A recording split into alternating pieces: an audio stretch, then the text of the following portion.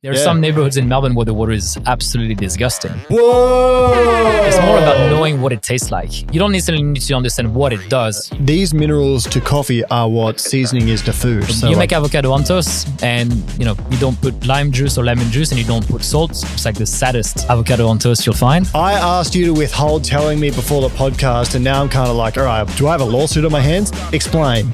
I'm definitely making enemies. Milk is killing the coffee industry in Australia. Well, welcome back to the It's Just Coffee podcast, everyone. We're going to start this one off in a bit of a different way than we usually do. I'm joined by none other than the water boy, Simon Gautherin. Welcome to the podcast. Thank you for having me. Oh, I should say bonjour. Producer Liam's excited. Now, we have here some coffees that Simon has kindly brewed. We'll get to all the other elaborate stuff on the table shortly. But Simon, could you explain to us what we have in front of us? So we're very lucky today to be drinking coffee that comes straight from Denmark, from Copenhagen.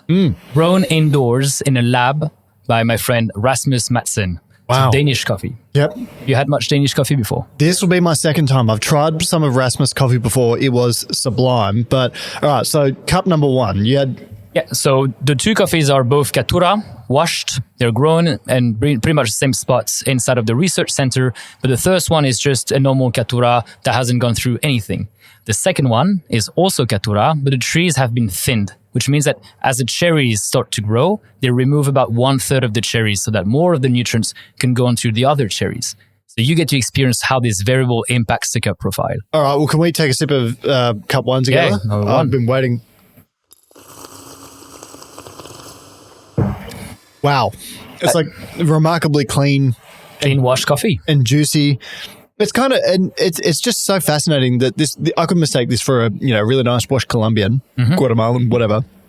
And it's grown in Denmark inside of a greenhouse. Is that in a temperature-controlled greenhouse? Yeah, absolutely. So, I mean, you're spot on. This is a kind of variety you find in Central South America. It's got some acidity. It's got like citrus, bit of caramel. It's slightly vegetal as well, but in a positive way. Yeah. But it's grown indoors. It's quite cherry-like. And so we'll go in for round two now. So the second one, the one that has been thinned. So they remove 1/3 of the fruits as it starts growing. Wow. Bit of a difference, huh? It's very big contrast. And I think anyone, even if you smoke cigars, you could try these side by side and you'd be able to tell the difference. This one tastes a lot more sort of tea-like, slightly more delicate, would you say? Yeah, but also, I mean, probably the body is a little bit more delicate and refined, but I think the acidity to me is just like, boom, it's just elevated. Yeah. There's way more intensity in the acidity for this one. And acidity is a bit of a swear word for some people. Like, they don't really understand it. Acidity in coffee is a good thing. Yes. So, and that's marvelous. It's like... So refreshing. I mean, that's what we associate to fruitiness. Some people might not perceive that as acidity, but they'll just say, this coffee feels very fruity. Can I have some more of number two? Okay. Wow, the thin coffee. So Rasmus used to work for Coffee Collective, am I right? No, he used to work for April Coffee, in Copenhagen. Bad. So yes. April Coffee, run by Patrick Rolfe. Excellent coffee over there. But this is fantastic, and I kind of hope he keeps going what he's doing and he one day wins the World Championship. Yeah, next year. So Rasmus has gone 2 times in the World Championship, qualifying using his own coffee that he grew himself in Copenhagen, using a geisha both times, washed as well. Probably the only competitor both time in the World Championship using a washed coffee. So just a very clean, delicate, floral coffee, which is not necessarily the kind of stuff that you see. And he's an agronomist by trade? Yes. So he's a fruit researcher. He researches in fruit cultivation. So he basically does consulting for pear and apple production during the day. So he knows how to grow fruits really well. And he applies his knowledge to coffee. And he happens to grow amazing coffee. Yeah, and we can taste that. I think we're going to have to get Rasmus on the show one day and ask him all about this. I'm going to do an entire podcast on that. But yeah, welcome again to the podcast. Just tell me what you've done with it here as well. So Rasmus has a little product called Poma Coffee. Is that right? That's right. Him and his team just recently launched Poma Coffee, which is an online-based subscription of coffee that ships out of Copenhagen in Denmark. And what they do is they always send out 2 coffees coffees where there's always just one variable that's changed between these two coffees. They're kind of like creating this platform for education for people to kind of understand, okay, what happens in the cup profile when we only change one variable. And for the first release, we got to experience that with the thinning process. And for the second one, they might change the soil composition, or they might change the rainfall in between these two coffees. And because they use a lot of coffees from the research center in Copenhagen, they get to control everything. Wow. They're inside the lab. You can, more rain, less rain, more sun, less sun. You call it, you name it, they can do it. And so how much can they produce out of this place in 1 year? It's only a few kilos per each tree and each variety. So literally there's I think less than 200 people in the world that can taste that. It's very exclusive. It's very limited, which is one of the reasons why it's super exciting. Yeah, and you've got yourself some, and you've included in there some of your tonic profile. That's right. So that's one of the reasons why, I've brought this coffee today. Rasmus and I have been good friends for a couple of years. And when he told me he was going to do this online subscription shipping coffee worldwide to everyone around the world, he wanted to make sure that everybody would experience coffee the same way and would, be drinking what we're drinking right now, which is an outstanding cup of coffee. Mm. And usually the biggest variable that we don't control when we ship out coffee is the water quality. So even if you brew coffee in Melbourne, I brew coffee in Sydney, and Rasmus brews coffee in Copenhagen, we get the same coffee, maybe we've got the same equipment, but generally speaking, we've got different water. So his subscription ships with minerals that will sort of like equalize that. Yeah, and we're going to touch on that a lot more in a moment. But I think we'll start off we'll now get to the way we usually start this podcast off, which is with the coffee news. Liam, can we count us in?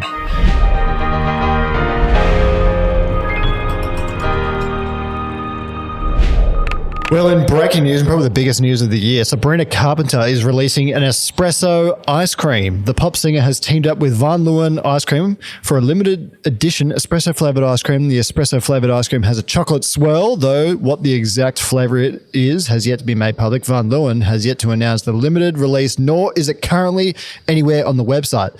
But per Carpenter's post, the espresso ice cream will be available for purchase starting Friday, June 28th. Will we get that in Australia, do you think, Simon? I hope so. I hope so. Do you like the song, Espresso? I don't actually know the song.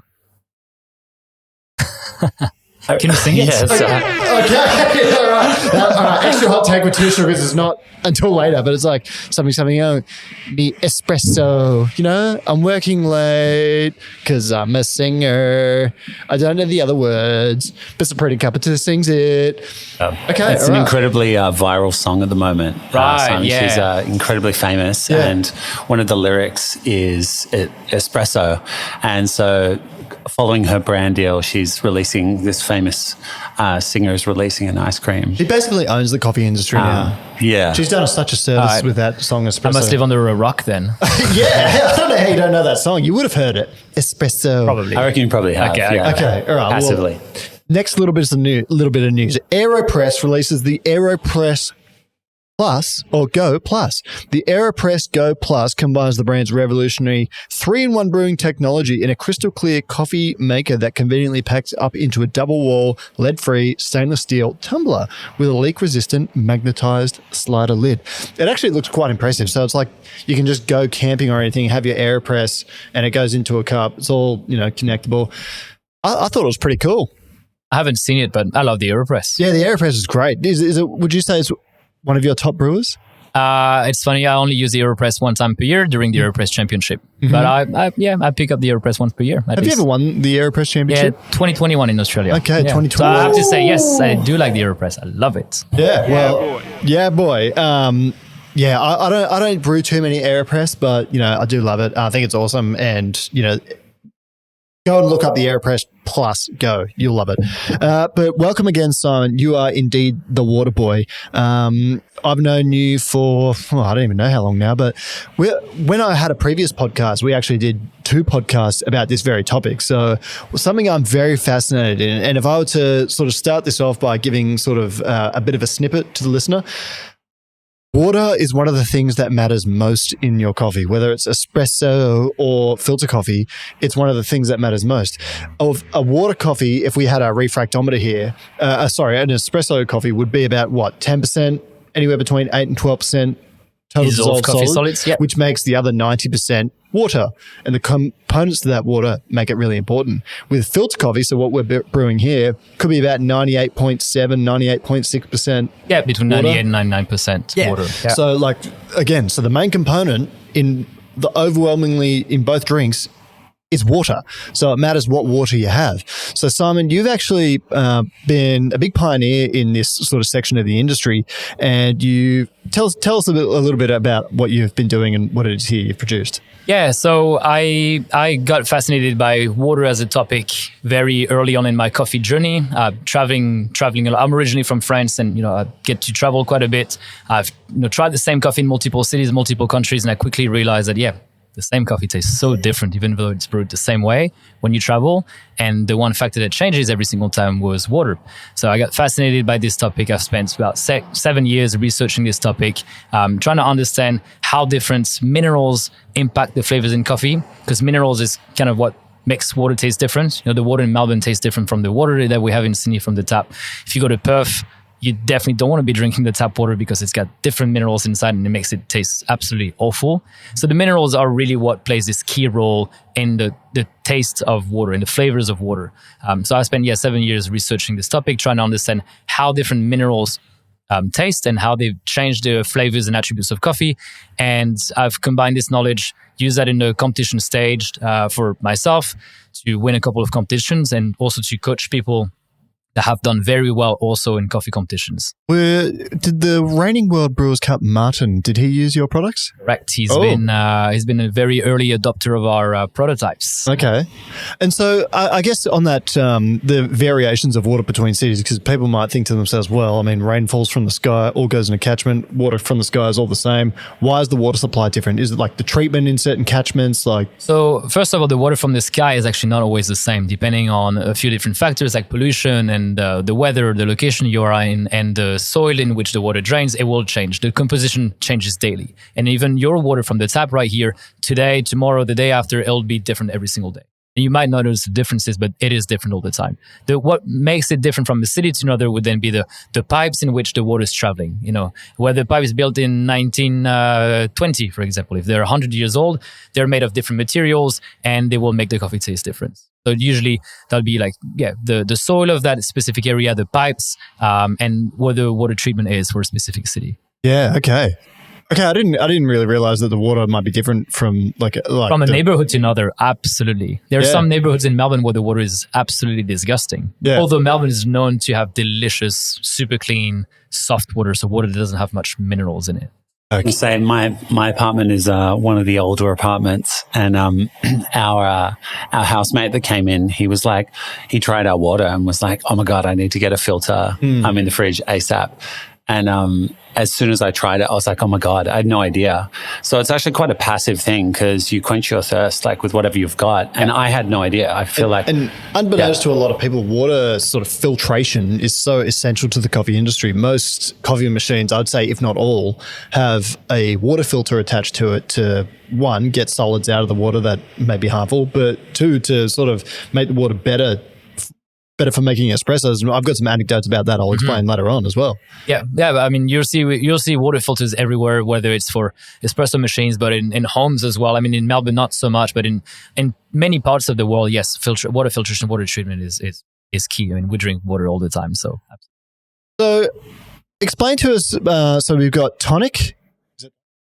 Yes. So we've got tonic, jam, and lilac. Correct. So these are three different water profiles. So I guess I'll start by asking two questions. One, how did one of your customers use these products? And two, what do each of these profiles do? So I guess, just to give a bit of context. So obviously with all of this insight and knowledge and experimentations that I've done with water and playing with different minerals and different mineral compositions, I've got about 3,000 different water profile recipes that I've created over the 7 years. I've documented everything on an Excel spreadsheet, and basically I've gathered a huge amount of data that basically gives me a good understanding of, okay, what does magnesium taste like and what does it do to coffee? What does calcium do? What does sulfate, chloride, bicarbonate, you name it. So from there, I've basically combined some of these minerals together to create different mineral profiles, different water mineral concentrates that will do a very specific, precise targeted job. So we've created 3 profiles out of the knowledge that I gathered with minerals and water. One profile called tonic that's designed to highlight the brightness, the acidity, the vibrancy of a coffee. It's mainly got magnesium and sodium that do this job at adding fruitiness, adding this vibrancy, this sort of like sparkling, mouth-watering quality to coffee. I mean, the coffee that we're drinking right now is using this specific profile. And I know that some of you guys tried it before and after, and it's always a bit of a shock when you add the minerals to the coffee afterwards. Do you mind if I read out the components in this? So we got magnesium chloride, calcium chloride, sodium bicarbonate, and potassium bicarbonate in this one. Yeah, so they all 3 profiles that we have different components, but also more importantly, different ratios. So we play with the ratios, we play with the components to have a very targeted profile so that when you add this one, you know it's going to bring brightness. I guess what I like most about this is like I've played with these with waters at home and at work and doing all sorts of things, but you're making it really easy to just get a result. Yeah, I mean, it's very easy for you to go to the supermarkets. I don't know chemistry that well. I mean, it's not even about knowing chemistry, and I think that's the thing that people get surprised about that. It's more about knowing what it tastes like. You don't necessarily need to understand what it does. You just why magnesium brings more fruitiness. You just need to know that this happens. I mean, to me, my job is my day job is in making coffee taste better.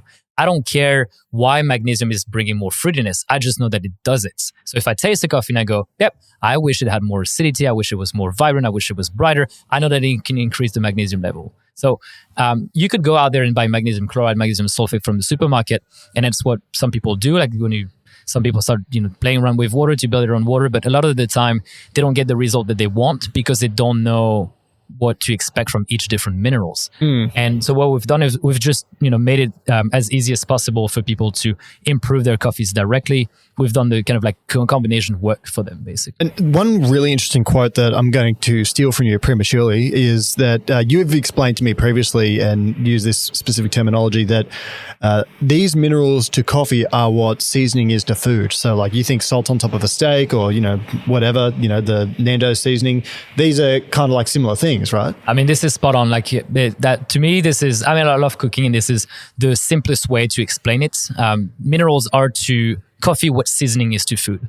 When you brew coffee with no minerals, with water that has no minerals, usually you'll find that there's no intensity. You'll find that the coffee is super bland, it's flat, it just doesn't have much to offer. And as soon as you start adding minerals, it'll just go boom. Like you just have the intensity being lifted. It's like you make avocado on toast and you don't put lime juice or lemon juice and you don't put salt. It's like the saddest avocado on toast you'll find. So how are they interacting with the coffee to bring you these flavors? Because it's one thing to say, yeah, this is the seasoning, but how's that actually work? So it's interesting. You're touching on another interesting fact. For many, many years, we had this belief that there's an interaction in the extraction process between the minerals and the coffee, and that the minerals would somehow penetrate the coffee particles and get more flavors out of the coffee.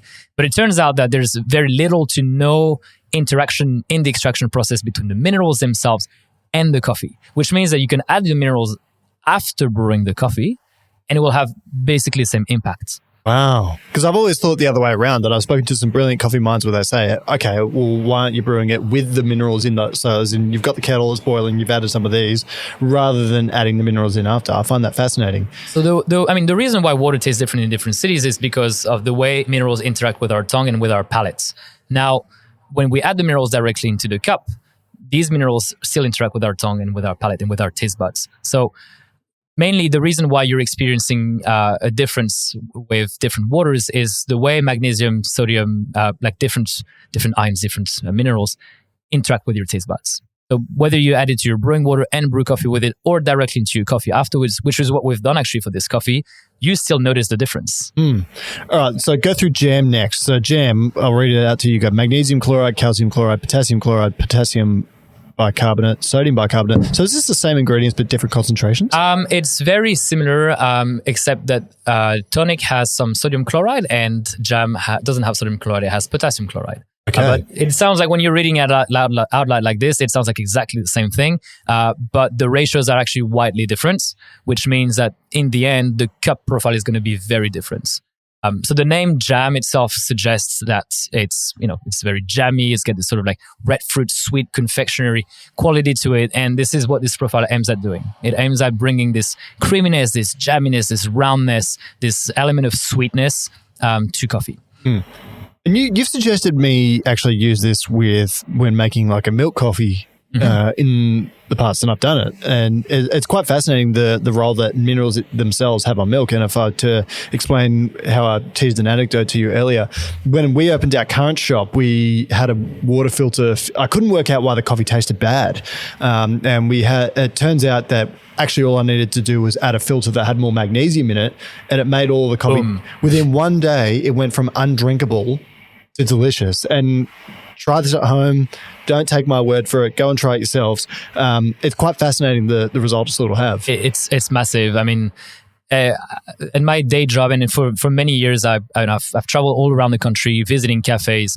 Troubleshooting, making coffee taste better is basically my day job, and I've done that for hundreds of cafes around the country. And I can guarantee you that there's so much that you can do just with playing with water. And for milk-based coffees, as you were saying earlier, we've created this profile to add sweetness and body, which is generally speaking something that most consumers want with their milk-based coffee. They want something that's rounder, heavier, sweeter. I mean, everyone likes sweetness. Everyone likes something like round and comforting and creamy. And that's probably the reason why this profile is probably the most popular one. Last one, lilac, magnesium sulfate, magnesium chloride, potassium bicarbonate, sodium chloride. So that one's designed to highlight floral notes and to sort of bring this elegant, delicate, refined quality to coffee. So it's going to bring this sort of like tea-like but textured quality to coffee. Sounds like it go real well with geisha. It's designed to go with floral coffees such as, Ethiopian coffees or the geisha variety, which is very renowned for its jasmine and floral notes. It goes really well with like cedras and pink bourbon and other very floral-driven varieties. Yeah. So my next question was going to be, why can't people just use tap water to make the most excellent coffee? I guess we've kind of explained that, but do you have anything else to add? Oh, I mean, the way I would describe it is, think of it as when you're brewing coffee, you're basically, it's like cooking. It's like making a dish, and you're basically making a dish with two ingredients, water and coffee. And if you're sourcing the most amazing coffee, that you're doing a great job with picking the right ingredients. But if you're using low quality water or the mineral contents, I mean, when you talk about low quality water, it's usually not the right mineral contents, like too much, not enough, or the wrong stuff inside of your water. So if one of your two ingredients is amazing and the other ingredient is not great, then, well, what is your dish is going to look like? Like you have amazing bread and you put terrible avocado on it, you're not making great avocado on toast. And if I were to liken this to anything, it's like a puzzle. You need to have the right pieces aligned in the right areas. So if I were to have like 3 or 4 when I'm making coffee myself, 3 or 4 most important things when making a filter coffee, let's say, ratios. So using your scales and things like that to measure your ingredients. Grinder, having a good quality grinder to grind the coffee well. Yep. And then water. So water composition is so important. I mean, you can still get a good result with your water depending on where you are, but in Melbourne, absolutely. I mean, you brew coffee with tap water, it'll taste good. Like that's not a. There's some bottled waters that are pretty good too. Yeah, absolutely. I mean, you can make good coffee without creating your own water recipe and everything. For me, it's more a matter of consistency, and it's a matter of like, if I love coffee obviously, and then I do spend money on good coffees, and if I'm buying good coffee, I want to get the most out of it. I don't want to gamble on whatever water I have available with my tap. I just want to make sure to get the most out of it. So what are some other potential applications of using products like these? So, let's forget about the APAX side of it, but keep in mind the contents within it. Where else do you think you can go with things like this? With mineral concentrates, you mean? Yeah. Any beverage. And I think that's the thing that surprises most people. When I say any beverage, it's literally any beverage, such as tea, whiskey, wine, beer. Like try adding, if you're a beer drinker and you like sort of like hoppy IPA style, lilac is going to be an absolute monster because it's going to emphasize this sort of like hoppy quality to the beer. If you like sours, for example, tonic is going to do such a great job at highlighting that acidity. And then Jam is probably great with lager because it's going to bring more body, more roundness. So beer is an amazing example. Cocktails are really, I think, intuitive one because bartenders in some of the best cocktail bars around the world already use little like droppers and do seasoning. Like you'll see sort of like saline concentrate, saline solutions, adding salt to cocktails, seasoning cocktails. To me, seasoning is the key word. Again, we touched on the fact that minerals are to coffee or just to beverages in general, what seasoning is to food. And I think that the terminology seasoning, right now we've coined that terminology seasoning for coffee with APAX. Like we call these seasoning for coffee, but I think this is something that you're going to see more and more in the future for other industries, like the beer industry, potentially even the wine industry, even though it's a little conservative and a little sort of like not old-fashioned, but this would be really disruptive. Like adding a few drops of minerals into your wine, like I don't really see that happen tomorrow, but I can guarantee you that it is mind-blowing. Like people just go crazy when you do that. And my understanding is that filtration when it comes to beer brewing is already so important. So this is different to filtration, obviously. So big beer manufacturers create their own water profile. So all of the biggest name in the beer industry spend millions of dollars looking into water filtrations, but also looking into which minerals do we add to our water to highlight specific attributes into our beer. I think a very great example that I like using to talk about water and the impact that it has is Coca-Cola. The recipe for Coca-Cola is practically the same everywhere you go in the world. Like sometimes they use different types of sweetener, but the ratios, pretty much everything is the same. The only thing that changes from one country to another is the water content, the mineral content, what water they're using. And that's the reason why Coca-Cola in Australia tastes so different from Coca-Cola in the US, and it tastes so different to Coca-Cola in Japan. Like Coca-Cola tastes different in every country because they use different water.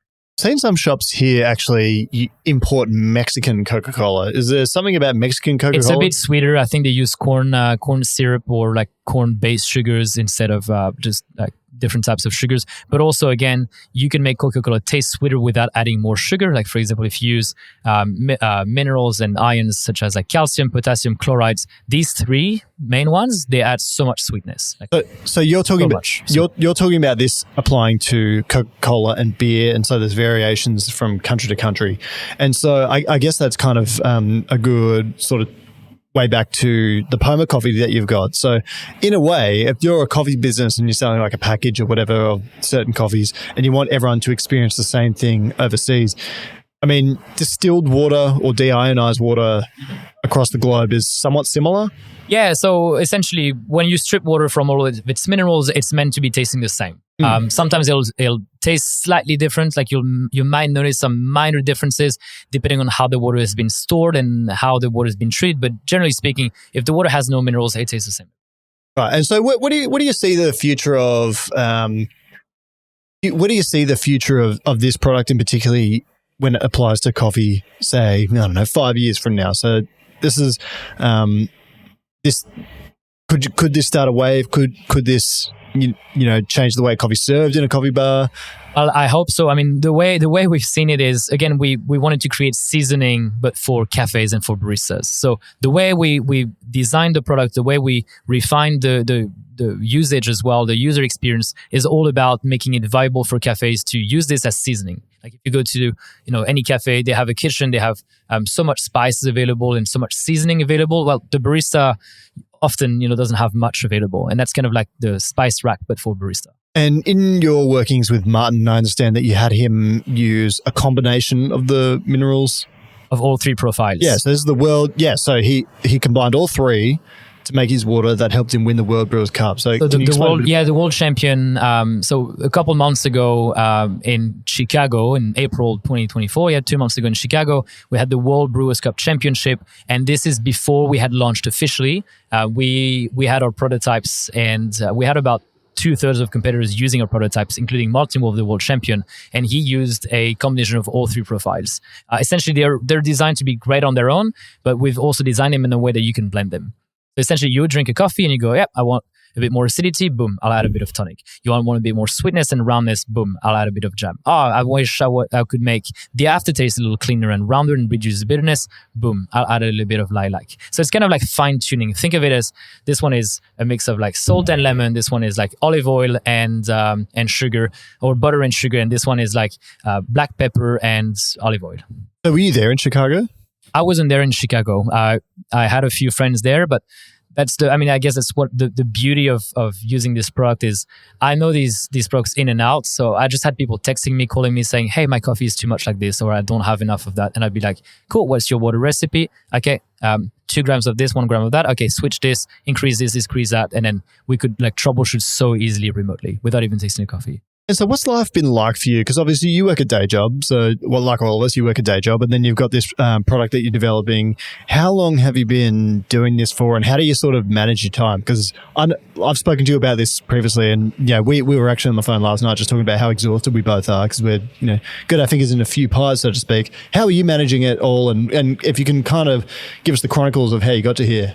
Yeah, so I'm not running the business myself. So my partner is running the business. She basically runs all of the back end. She runs the day to day. I conceptualized the product. I created the mineral concentrations. I worked with the lab that manufactures these products for us.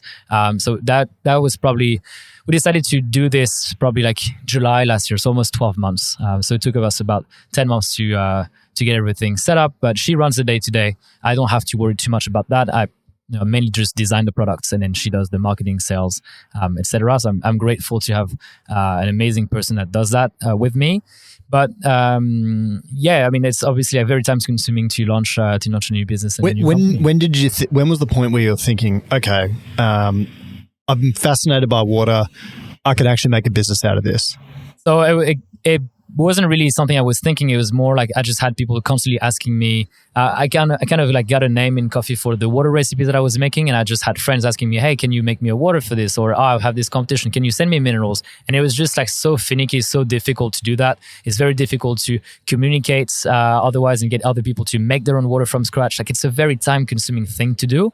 So I was just a bit tired of doing that, and I just wanted to find an easy way to do this. And then I started playing around with different ways to simplify that, and then we got to a point where I just did that for myself initially to make my life easier every single day. And then I started giving it to a few people, and people started asking to buy it and to use it. So we made a business out of it. But that wasn't the intention. Like we just wanted to be able to share great tasting water with as many people as possible so that people could get more out of their coffee more easily. If I can interject at one point here is that a good friend of ours, Carlos Escobar, who's now living in Colombia, shout out to him.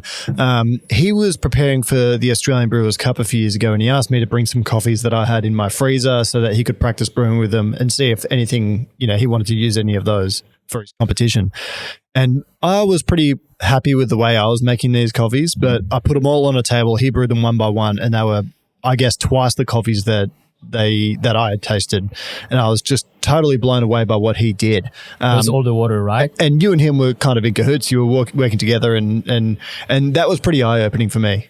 Yeah, and he made a special water. Is that the only difference? Yeah, so I actually I got him to give me some to take back with me so I could play with it, and that was just awesome. But it was kind of one of the biggest things that made me realize, okay, this is for real. This water is incredible. And the impact it has on coffee is quite astounding. I mean, to be honest, I've been doing this for 7 years. I've been playing with water composition, minerals for 7 years. So like I have a pretty good expectations of what will happen if we do this, what will happen if we do that. So I guess I don't get as surprised as most people do, but every now and then I still, we drank a coffee, it's average, we just change the water, not anything else. And then got to a point where the coffee is actually really delicious. It goes from average to delicious. And every now and then I'm still surprised by the heavy lifting that water can do, almost to a point now that I don't change my grind setting for grinder. When I do filter, I never change the ratio. I don't change the type of brew that I use. I use all the same type of paper filter. All I change is the water composition.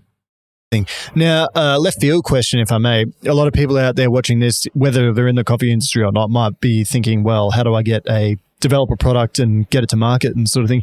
You got some pretty exceptional packaging here. What's it like going through all those sort of finer details and consulting with people and getting that? So it's all my partner. Like she's the one who did all of the design and everything. So it it does take a considerable amount of time going between suppliers and packaging and shipping and everything. But yeah, she's done a great job with designing these. It's funny because everyone's like complimenting us on the great packaging and already thinking of, okay, how do we improve the next one? We can do so much better. Well, I've got this saying that I say to my staff and my business partner is that people actually eat with their eyes these days. You know, it kind of like the unboxing of things is almost as good as the product itself. And so I just love that you've got, you know, there's different colors here and that kind of, I mean, again, you know, communicating with eyesight and visuals. So, you know, different colors representing different flavor profiles, making it easier for the consumer. Was that, again, something new? 100%. I mean, you've mentioned that on one of your previous podcasts, and shout out to Hani, who's designed his amazing cups. And, you know, I think there's a strong influence between colors and the perception of flavors. And that's kind of what we wanted to convey with these. You know, the brighter profile has this sort of like yellow and green qualities, which are both synonym to like brightness. It just you know, emphasizes sort of like perception of acidity, and the jam one is like the red and symbolizes the sweetness. So yes, that there's a reason why these have specific. You recently, I saw, you had your first shipment, I guess, that you sent out to people. What was it like, sort of packing all these things, and you know? What was that? Did you have to take a few days off work to just be able to? No, I was all done. I was all done over a weekend. So it was 2 days of packing, and then we hired a bunch of people to help us do that. But so that was fairly straightforward. We received packaging, we received the bottles from the lab, put everything together in 2 days, and everything was pretty much pre-sold. So we sold out of the first batch. Everything was pre-sold already. So the next day, DHL came in, picked up everything, and it was all gone. So we just stayed 2 days with us, and then boom, out of the door. So it's been fun. Yeah, just an intense weekend. Having an e-commerce business is it's kind of like, I like this about the new world, because a lot of people can go and set up a Shopify store. There's levels to it. You got to be good at what you're doing. Shopify is absolutely amazing. Yeah, Shopify is incredible. I mean, if you're roasting coffee, if you're starting any sort of business, you know, Shopify is great. Sponsor the podcast, Shopify. But yeah, I just like that, and I love when people have a go, and you know, you and your partner obviously do different things, and I just totally respect that about you, Simon. One left field question, kind of back onto the filtration. Filtration of water is such a big industry across the world. BWT, so Best Water Technology, is that what it's called? They actually sponsor the French F1 team, Alpine. Alpine, yeah. And before it was Force One, then Force One India or something like that. Two French drivers as well, Esteban Ocon and Pierre Gasly. Time to be alive. Yeah. So they're actually an enormous business, filtration of water itself. It's massive. I mean, you see that in every big industry, any beer manufacturing, soft drink manufacturing, like water filtration is absolutely massive. And it's interesting that you mentioned that. Like, yes, they're a big sponsor. I mean, if you're sponsoring Formula One, you have the bankroll behind to do this like marketing projects. So water filtration is massive. I mean, just think about it. We drink water every single day, all the time. So it is massive. A lot of people might watch the F1 or hear this and think, what the hell are BWT? They supply a lot of the water filters that are attached to espresso machines. Mm-hmm. Often these things go for, $100 to $150 a pop.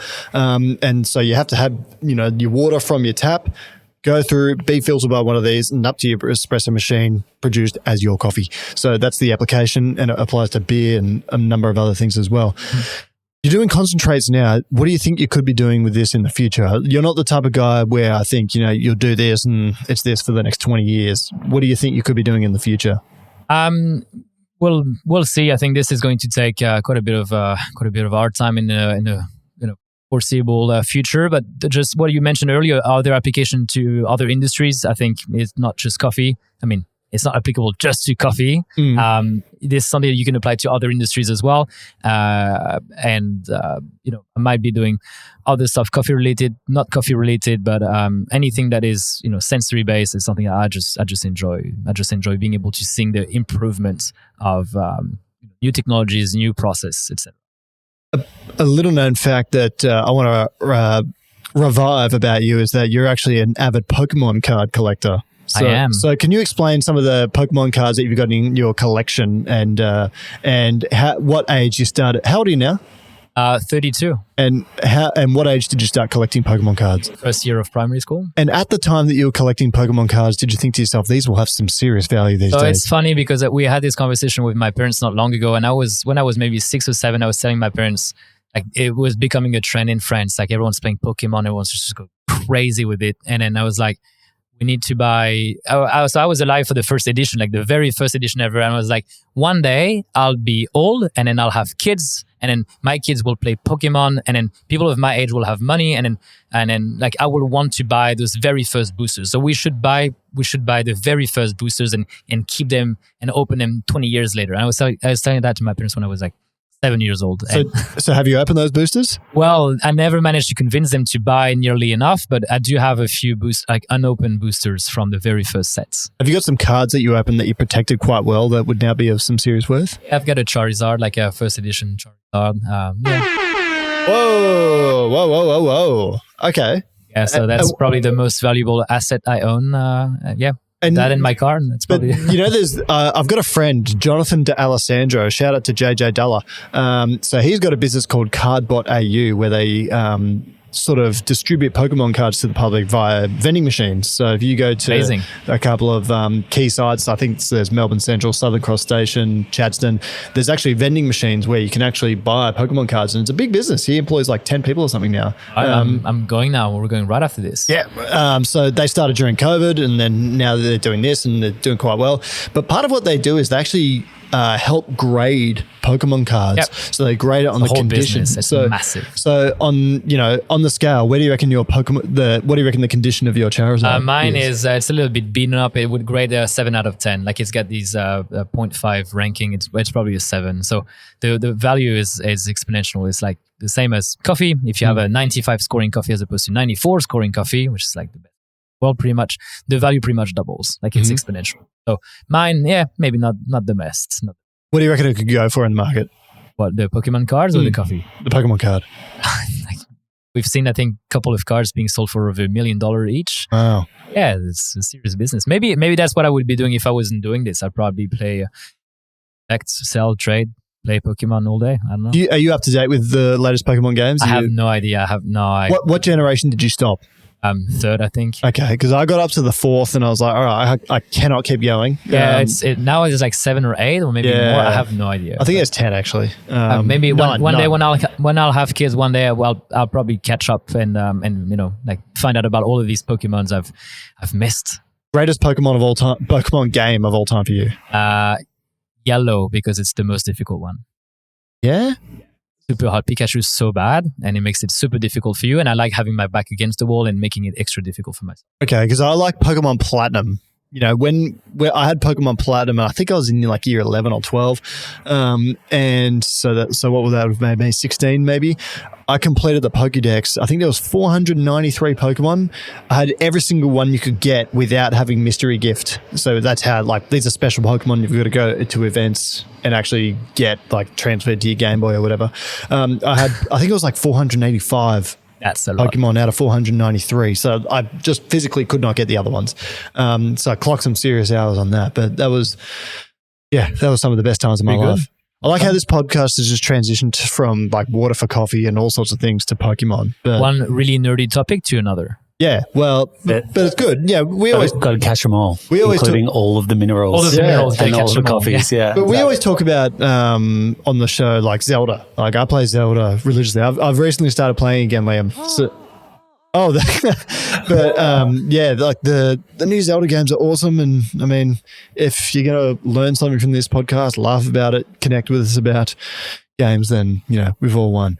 But we've got another segment that I want to get going with you now, and that is rapid fire questions. So I'm going to ask you 20 questions. Right, You've got a minute to answer them. All of them?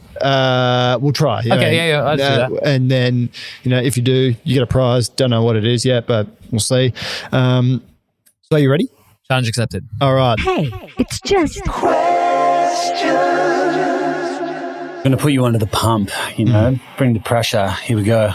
And your time starts now. Emmanuel Macron or Marine Le Pen? Emmanuel Macron. Mbappe or Bellingham? Mbappe.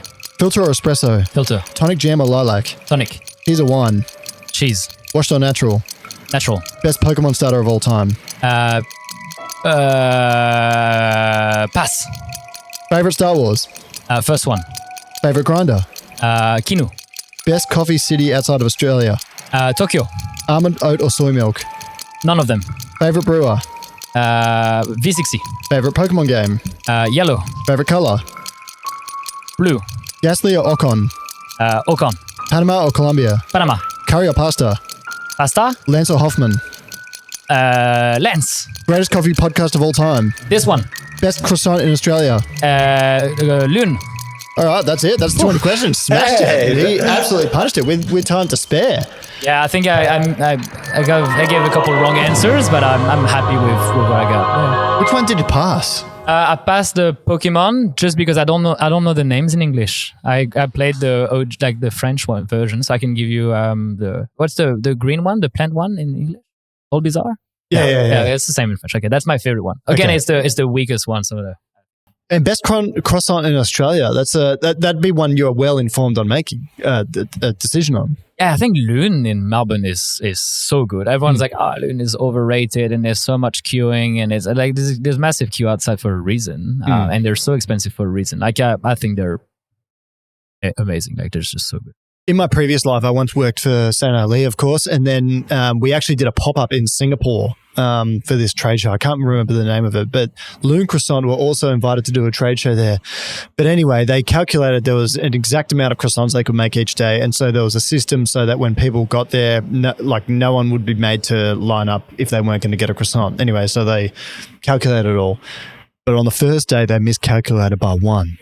And so one lady got to the end of the line and missed out on her croissant. She had a meltdown. You know, she offered like 50 Singaporean dollars to the person in front of her for one of the two croissants she had. The lady denied her, and I've never seen someone so spectacularly melt down. She lined up for 5 hours, but it wasn't Lune's fault. One of the clerks at the thing miscalculated. So they're worth $50. That's what you're saying, basically. Oh, she was trying to bargain with the lady in front of her, but hey, that's my scandal with Lune Croissant. I like Ostro. They supply my shop. They're really good. I've had great croissants at your shop, yeah. Yeah, and then there's also Wildlife Bakery is pretty good. Not far from here. So. I need to go out there more and try more of these new bakeries, yeah. Yeah, so anyway, that is croissant talk for this podcast. Before we get to the hottest and most controversial segment of this podcast, one thing that just sort of occurred to me, I'm going to ask you to name your top 5, no particular order, coffee farms on the planet. You're going to probably get some angry farmers messaging you. Why didn't you include me? I'll do 5 and you do 5, but you go first. Top 5, no particular order, coffee farms in the world. Café Granja La Esperanza in Colombia, Finca El Paraíso in Colombia, Finca Nugo in Panama, Abu in Panama, and the last one, so 2 in Colombia and 2 in Panama, and the last one would be, I'm struggling here. Probably another one in Panama, and I would say I really like Finca Debra. Finca Debra is excellent. 1 and 2 in the World Barista Championship this year, so Finca Debra, excellent. All right, my turn now. Las Alacitas in Bolivia, one of my favorites of all time. I'm also going to put in there Finca Hartman from Panama. Yeah, I wish I had. Yeah. I'm also going to go Jansen. Yeah. Finca Jansen, they do unbelievable coffee. A left field one, Hacienda La Papaya in Ecuador. Absolutely. They do some absolutely stunning and phenomenal coffees. Another one that I will mention, Rasmus in Copenhagen. Yeah, Finca Rasmus. I'm not going to count that. And then last one, let's go Geisha Village.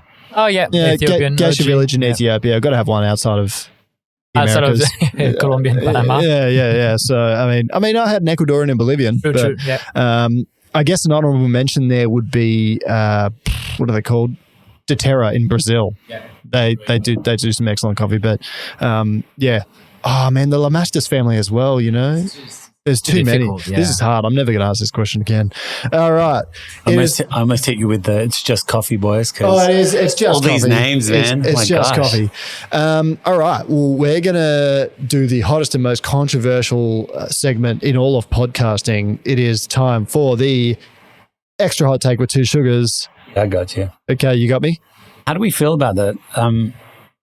Do we still like the old theme song?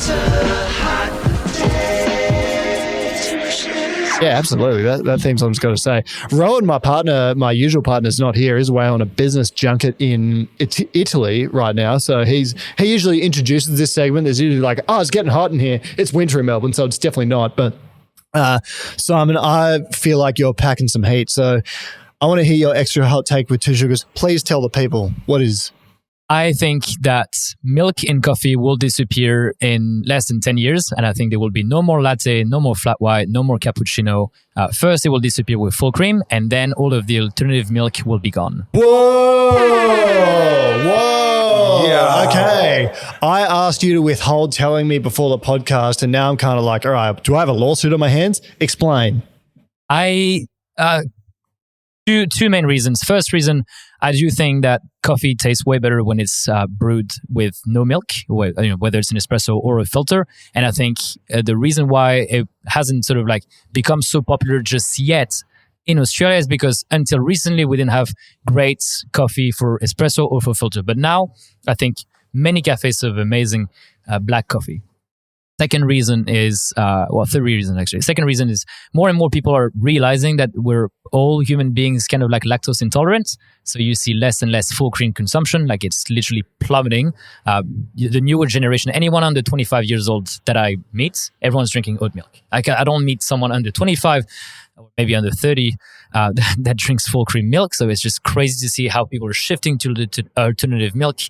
But I still don't think alternative milk are, doing a great job in coffee. I feel like regardless of, I'm going to make a lot of enemies here, but regardless of the coffee you put it with, everything tastes the same. It just tastes like soy or almond or oats.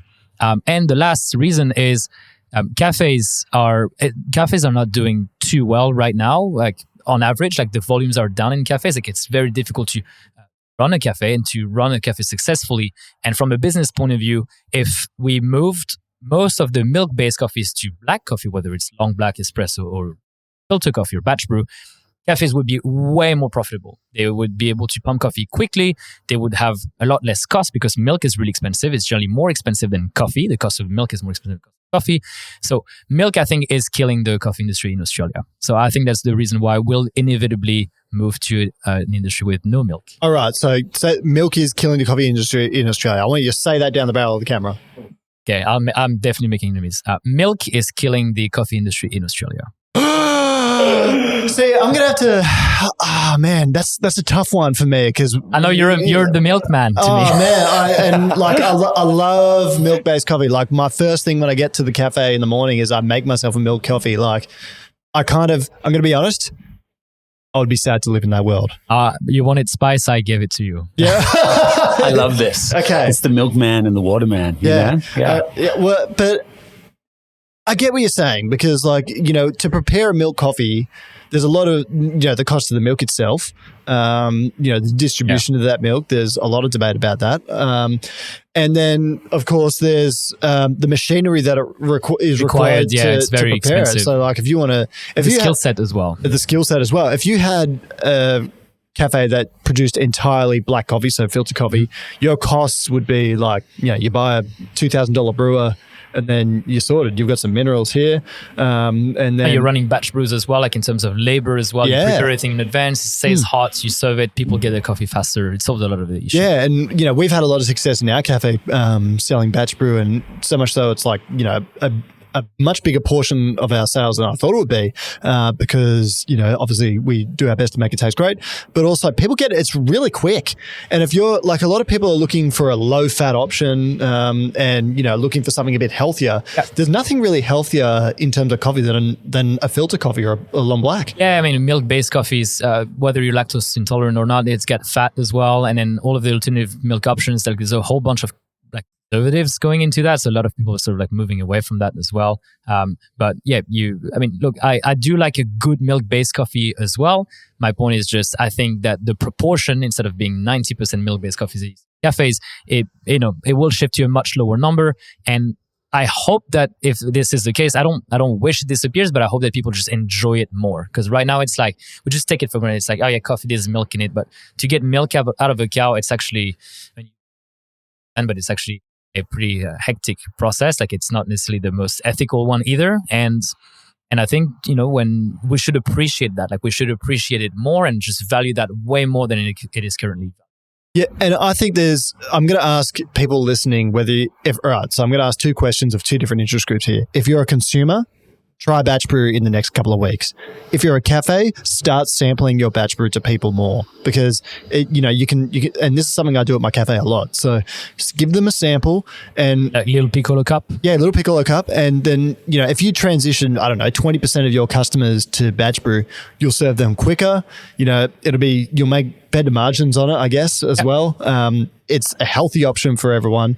And it's delicious. And less pressure on the barista during the busy period means that you flow staff, the person on it can also do that. And we're entering a sort of phase, we'll get into this in another podcast, I guess, but we're entering a phase where cafes will be less resourced, less staff, and, batch brews, might become a necessity for a lot of them to survive. But again, another question, if you're a cafe, start putting more effort into your batch brew. Refresh it every few hours. Start making it so great that you don't have to refresh it and you don't have to waste any. You will love it. And push it. Yeah, just like offer it to people. Like it's usually if you have great coffee, people try and go, oh, wow, I thought filter coffee was not good. And then they try and go, oh, wow, this is great. I'll have that. All right. My extra hot take was also relating to milk. Kind of pales in comparisons to yours. All right. My extra hot take with 2 sugars is skim or light milk should be banned.